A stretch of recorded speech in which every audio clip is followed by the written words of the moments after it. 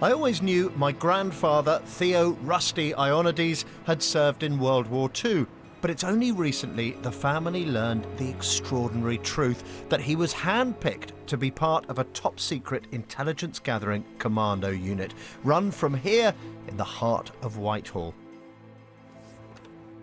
I want to find out more. My aunt, his daughter, has been researching our family history. Let's go in. What do you remember of him? He was an entertainer, he was a life enhancer.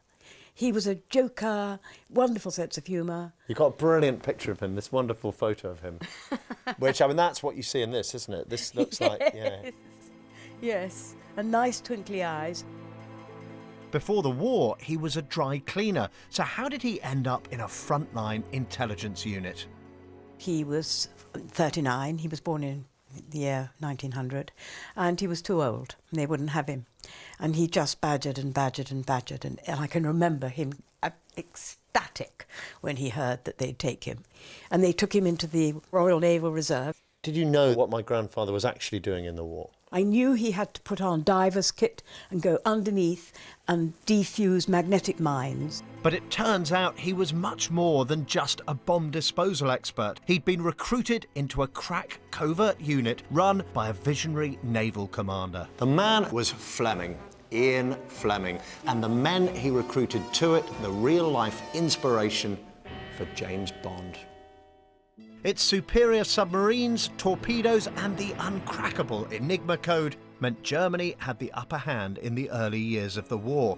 Commander Fleming proposed a simple solution: steal the technology. And he had a vision of how Britain could do just that. And this is where he spent 6 years of the Second World War, in this room, at the absolute heart of naval intelligence. So where did the idea then come for this 30 commando unit? It started when he wrote that memo on the 20th of March 1942. And we have got the original memo.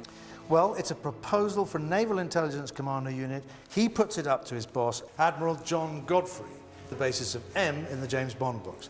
And John Godfrey has written at the bottom of this memo, yes, most decidedly. With an invasion of France imminent, Fleming needed men with technical know-how. So my grandfather found himself summoned to 30AU's new headquarters in Littlehampton.